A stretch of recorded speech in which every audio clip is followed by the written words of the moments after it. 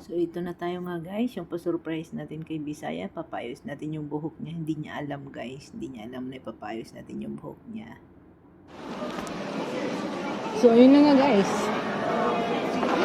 Ayan na si Gracia. Wala pa rin siyang alam. Hintayin natin siya guys.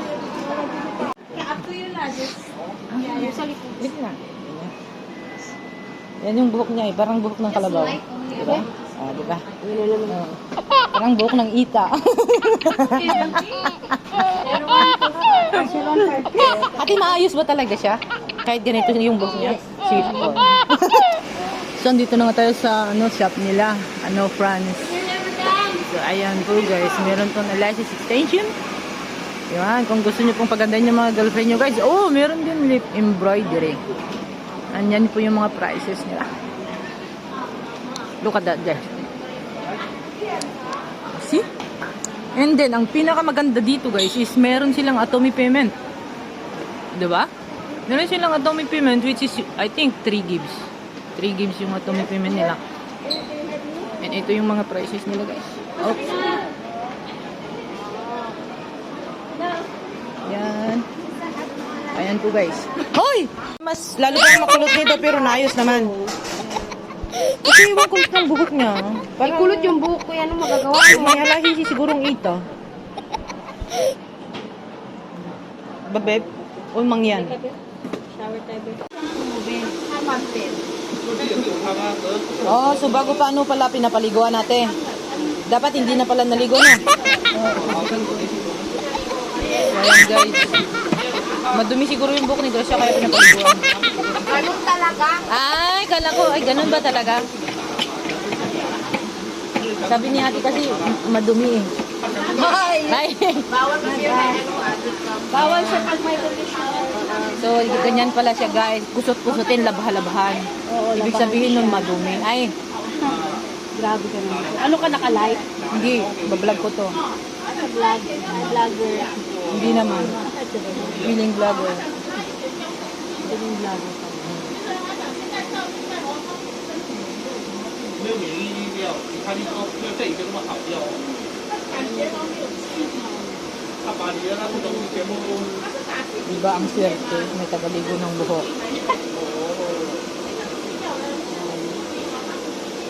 Kahit naman mga pangit-pangit ka kung pinapaligon ka, ang sarap-sarap sa feelings niya.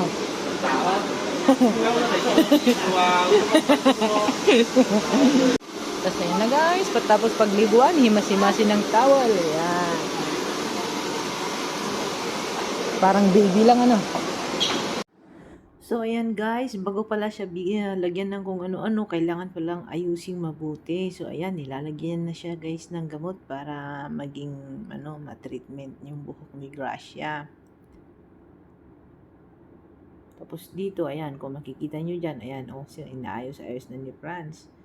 Ang galing dito sa pag-ayos pala ng buhok, hindi pala basta-basta, kaya po pala yung mga iba, talaga nga namang medyo may kamahalan. Pero ang kinaganda dito kina Franz guys is mura na, pero satisfied yung gawa.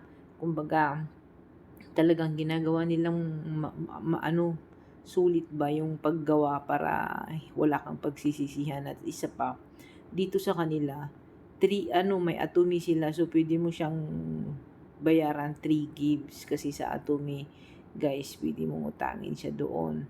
Tapos bayaran mo lang siya monthly. O diba? So kung makikita nyo dyan, makikita nyo yung paggawa, talagang maayos talagang paulit-ulit niyang hinihimas. O diba? Diyan si Bisaya din naman. Kala niya naman totoong libre kasi sabi ko sa kanya, libre ni Francia ang pag-aayos ng buhok. O diba? Habang nagmamaritis. Galing din naman tong trabaho ni Franz kasi habang nagmamaritis siya, kumikita na siya. O diba? Kaya kapag kayo guys, yung pagmamaritis nyo, ayan, pag-igian nyo, tignan nyo din si ate, isa ding maritis, diba? Pero habang nagmamaritis, kumikita. Pero tignan nyo nga lang si Bisaya, pataas-taas pa siya ng kilay, kalan mo naman, totoong libre. Oy, hindi babayaran ko yan. O, diba? Feeling niya talaga, Kaya, tapos yan, makikita nyo dito guys sa ano, oh. Ayan, dahil sa sobrang dami ng tao, nag-self-service na lang kami. So, ayan, ganyan daw ang dapat gawin pag ano, nagsi-self-service. O, diba? Ang galing. Ang galing-galing, diba? Inuuto-uto-uto ko. Ayan. Oh, kapag mahal nyo yung mga jowa nyo, dapat ganyan guys eh. Habang mahal nyo pa sila, paligayahin nyo sila. Tapos kapag nagsawa ka na, iwan mo na siya, hayaan mo siyang magkanda, iyak-iyak siya dyan. Pero totoo niyan guys, ayan. Sobrang love na love ko tong si Bisaya na to eh. Hindi ko inaasahan na sa mga biro-biro lang eh, mapapamahal siya sa akin ng sobra-sobra. So, ayan na nga guys. Blower ako ng blower. Hindi naman umiinit yung blower. Kaya, Ayan. Pati yung tainga niya, ibublower na natin. Para sa baka sakaling mabawasan yung kasungitan niya, tignan nyo, blue natin yung tainga niya, pangiti-ngiti siya. Samantalang, dati talagang makita mo sa mukha niya, nakasimangot, umaga pa lang nakasimangot na siya. Pero ang totoo niya na yan, gusto na namin kasing matapos agad kasi may pupuntahan kami, so tinulungan ko na lang si Franz. Ayan, tapos hito na guys, ayan na siya, ayan, gugupitan na yan ni ano eh. Aayusin niya ni Franz, gugupitan na niya. So, ayan na siya guys. Ginugupitan na ni Franz. Siyempre, kapag inayos guys, package na yan. Kailangan ayusin yung gupit para maging maganda. O, diba? Yan na si Bisaya. Nagmumukhang, ano na yung buhok niya. Hindi na nagmumukhang badyaw o ita. O, diba? Pero pagkatapos niyan, balik kulot na naman. Kasi alam nyo guys, kapag kulot talaga yung umo lagi, pati buhok mo sumasama, kulot na din. O, diba? Ang ganda-ganda na niya. Feeling ganda na. Kaya yung isang kilo niya, tignan nyo nga naman, nakataas, diba? Ayan. So, heto na nga guys. Malapit na siyang matapos. Ayan na. Pero, kala niya, libre. Kaya, pero ang galing talaga ni Franz, no? Galing-galing niya talaga, pati sa mga paggugupit, guys. Satisfied na satisfied kayo. Kaya, pag mapanood niyo yung video na to, sa mga magtatanong, guys, kung hindi niyo balikan niyo lang po yung unang video. Andun po nakalagay yung address niya, guys. Sa unang part ng video na ito, makikita niyo yung address sa Lucky Plaza sa second floor. Ayan, see, diba, galing-galing, diba?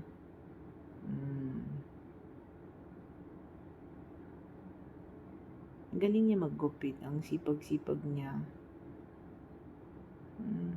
Tapos yan na, guys.